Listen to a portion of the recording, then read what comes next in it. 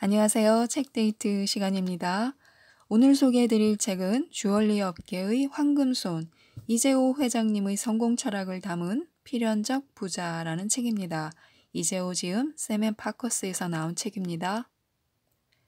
시계를 수리하면서 시계방을 운영하다가요, 귀금속 소매점까지 운영하게 되면서 30대 후반에 60억을 모았고요. 주얼리 산업으로 1000억대 자산가가 된 리골드 창업주의자 200억 원대의 장학재단인 월곡 주얼리 산업진흥재단의 이사장 이재호 회장님의 이야기가 담긴 책입니다. 금목걸이 좋아하시나요? 영화에 보면 가끔 주인공들이 자신의 부를 과시하기 위해서 체인으로 된 금목걸이를 목에 걸고 등장하잖아요. 그러면 진짜 그 금목걸이를 보면서요, 저 목걸이가 한 20돈 되는 건가? 돈으로는 얼마지 하면서 계산을 해보게 되는데요. 그 금목걸이 체인을 만들기 위해서 우리가 상상도 못한 노력을 하셨는데요. 아니, 이럴 수가. 이랬단 말이야. 하면서 놀라움을 금치 못하면서 읽었습니다. 한마디로 표현하면요, 진짜로 무에서 유를 창조하신 분입니다. 스토리를 간략하게 들려드리면서 이분의 철학과 좋은 말씀을 함께 들려드리도록 하겠습니다. 모든 사람이 돈을 벌기 위해 혈안이 되어 있지만 정작 당신에게 돈을 주기 위해서 기다리고 있는 사람은 한 명도 없는 것이 현실이다. 마음 아프죠? 마음 아프긴 한데요. 맞는 말씀입니다. 누가 나한테 돈 주려고 돈다발을 들고 기다리고 있는 것은 아니잖아요. 나는 돈을 벌기 위해서는 어떻게 하면 돈을 벌 수 있을까 하는 생각을 아예 잊어버리라고 말하고 싶다. 대신 나의 재능을 필요로 하는 사람이 누구인지 그 올바른 대상을 찾아서 그들이 나를 마음껏 활용할 수 있도록 하는 것이다. 그리고 그들이 행복감을 느낄 수 있도록 내가 가진 모든 재능을 다 쏟아부어 도와주면 된다라고 하셨는데요. 어린 시절은 어떻게 하면 먹을 것을 찾을 수 있을까 하는데 삶의 초점이 맞춰져 있었고요. 10대 시절에는 내일까지 살 수 있을까 하면서 너무나 많이 굶은 탓에요. 이제 곧 죽겠군 하는 생각까지 들었다고 합니다. 그러다가 17살에 울산의 미도백화점 점원으로 일하게 되었는데요. 백화점 근처에 있는 시계방을 보면서 시계 기술을 익혀서 시계방에서 근무를 하게 됩니다. 어떻게 보면 이때 시계방에서 근무한 것이 미래의 주얼리 산업을 이끌게 된 계기가 되지 않았을까 싶은데요. 시계방에서 금은방도 함께 운영을 하곤 했잖아요. 1967년에 시계 소매점을 운영하면서 나중에는 그 옆에 있던 금은방도 인수해서 운영을 하게 됩니다. 물론 늘 잘 되었던 것만은 아니고요.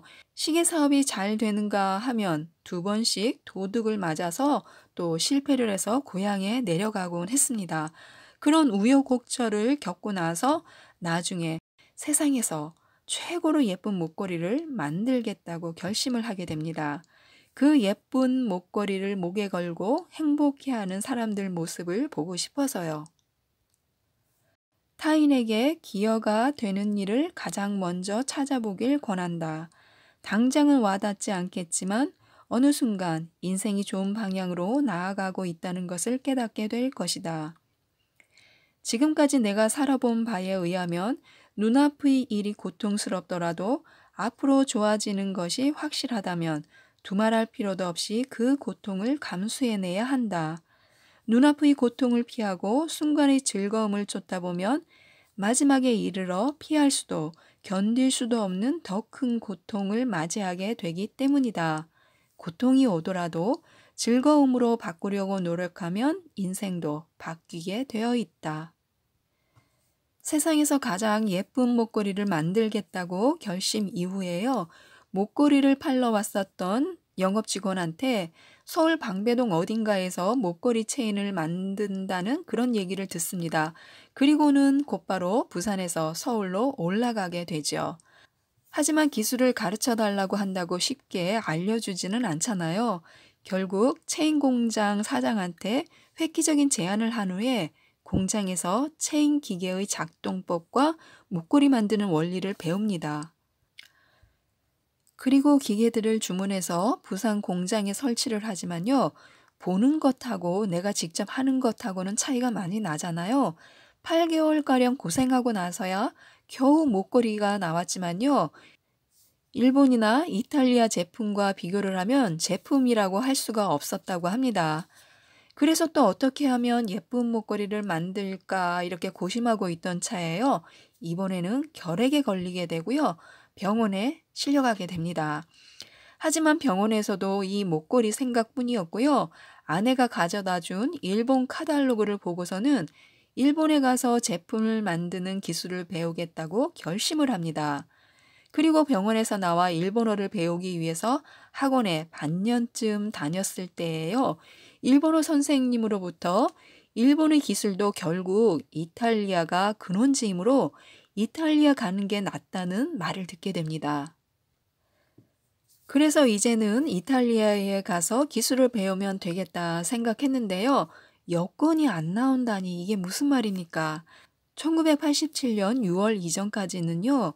여권을 만들 수 있는 사람이 국가 공무원이나 대기업 직원이나 해외에서 초청장을 받은 사람들 정도여서 여권을 받으려면 이탈리아에 있는 기업에서 이분한테 초청장을 보내줘야 하는 거예요. 그래서 그 초청장을 받기 위해서요. 실망하지 않고 헌책방 골목에 가서 외국 카탈로그를 뒤져서요. 주소를 찾아낸 다음에 편지를 보내고는 무작정 기다립니다. 초청장이 오기만을요. 석 달이 지나도 편지가 오지를 않자 다시 또 써서 보내고 기다립니다. 4개월쯤 지났을 때 드디어 편지가 와요. 너무나 기뻐서 당장의 여권을 만들러 여행사를 갔는데요. 이번에는 한국 대사관의 직인이 초청장에 찍혀 있어야 한다는 소리를 듣습니다. 지금 생각하면 정말 답답해서 죽을 것 같잖아요. 이렇게 일하던 시절이 있었나, 어떻게 일했지 하면서요. 다시 또 편지를 보내서 한국 대사관 관인이 찍힌 초청장을 받기까지 또 3개월이 걸립니다. 결국 이탈리아에 있는 시스마 회사를 방문해서 기계를 수입하게 되는데요. 그 당시 우리나라 기계가 한 대에 30만 원이라면요. 이탈리아 기계는 3천만 원이었다고 합니다. 3천만 원이요.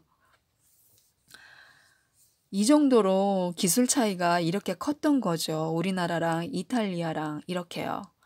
결과를 가르는 포인트는 스스로 돌아보았을 때 부끄럽지 않을 정도로 최선을 다했느냐 하는 것이다. 아니 그 정도의 마음가짐으로는 부족하다. 한 발만 더 내디디면 추락하고 마는 낭떠러지 끄트머리에서 줄달리기를 하는 사람의 마음이어야 했다. 나는 쓸 수 있는 모든 힘을 다 쏟아서 꼭 해내고 싶었고 최선을 다했다는 말이 그저 내 실패를 스스로 위안하는 핑곗거리가 되지 않기를 바랬다. 집념을 가지고 내가 할 수 있는 모든 방법을 시도해봐야 했다. 그리고 남은 것은 시스마의 결정과 행동이었다. 그 결과에 나의 이탈리아 행이 달려 있었다. 이 글을 읽는데요. 정말 온몸이 뜨거워졌고 눈물이 났습니다. 1년여의 세월 동안 포기하지 않고 이렇게 최선을 다할 수가 있을까요? 포기하지만 않으면 언젠가는 이렇게 성공하게 되는 것일까요? 고민 끝에 찾아낸 길이 자신의 적성과 조금 거리가 있다고 느끼더라도 곧장 바꾸지 말고 끝까지 가보는 노력을 해야 한다. 그래야 자신의 모자란 부분이 무엇인지를 진실로 느낄 수 있다. 무엇을 가장 잘할 수 있는지 생각해보는 시간을 가져보는 것은 매우 중요하다. 똑같은 일을 하더라도 남들보다 더 미칠 수 있는 열정이 있어야 뛰어난 결과를 경험할 수 있다. 그렇게 즐거움을 찾아야 한다.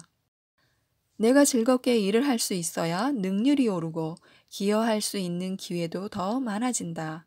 이 기회가 우리들이 그토록 바라는 부와 명예를 따라오게 만들어주는 것이다. 제가 말씀드린 이런 일 외에도요, 여러 가지 힘든 일들이 생기고 또 여러 기계들을 발명까지 하시는데요. 나중에는 어렵게 만든 자신의 공장을 경쟁자들에게 다 오픈을 합니다. 언제라도 와서 구경하고 배울 수 있도록 하는데요. 그런 기술력을 모든 사람들이 공유를 하면 우리나라 기술력이 올라가게 되고 우리나라 산업 발전을 이끌 수 있다는 그런 생각이셨던 거죠. 나만의 행복이 아닌 모든 사람들이 행복을 생각했기 때문에 가능했던 일이었는데요. 경쟁사한테 기술을 공개한다는 것은 진짜 쉬운 결정이 아니잖아요. 타인에게 도움이 되는 삶을 살겠다는 가치관과 철학이 확립되어 있었기에 가능한 일이었다고 합니다. 모두가 개인의 이익을 위해 자신의 행복을 위해 치열하게 돈벌이를 하고 있다. 하지만 돈은 간절히 원할수록 더욱더 손에 잡히지 않는다. 돈이라는 것은 생물과도 같아서 상황을 정확히 알아채고 도망을 간다. 나는 돈을 벌기 위해 발버둥 치지 않았다.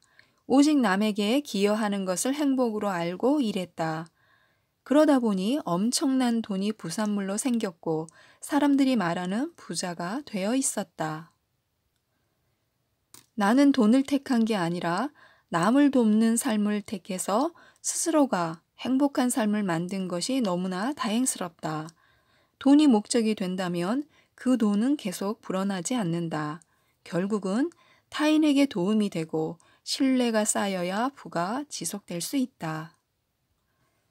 모든 사람이 부와 명예를 쟁취하고 싶어 한다. 그래서 엄청난 교육을 받고 관련된 지식을 쌓으며 대단한 기술들로 무장을 한다. 하지만 그런 테크닉적인 측면에 집중하기 전에 근본적인 질문을 먼저 스스로에게 던져보길 바란다. 내 삶을 이끄는 철학이 있는가? 나는 그 철학을 위해 내 능력을 쓸 준비가 되어 있는가? 살다 보면 안 된다는 말을 쉽게 하게 된다. 포기하고 싶은 순간도 여러 번 맞닥뜨리게 된다. 성실하게 사는 것이 미련하게 느껴질 때도 있다.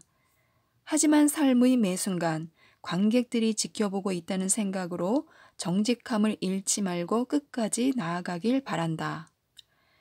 그리고 어떤 위치에 서건 그 누구에게든 도움이 될 수 있도록 삶을 가꿔 나가기를 진심으로 바란다.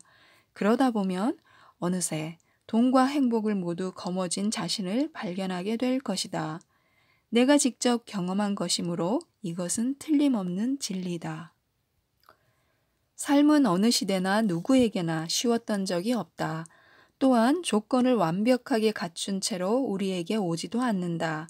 긍정적인 상상은 자기 암시로의 특별한 능력을 갖게 해주며 이룰 수 없는 것조차도 가능하게 만드는 무한의 잠재의식을 끌어낼 수 있다. 모든 일은 내 마음가짐으로 통제할 수 있다 라고 쓰셨는데요.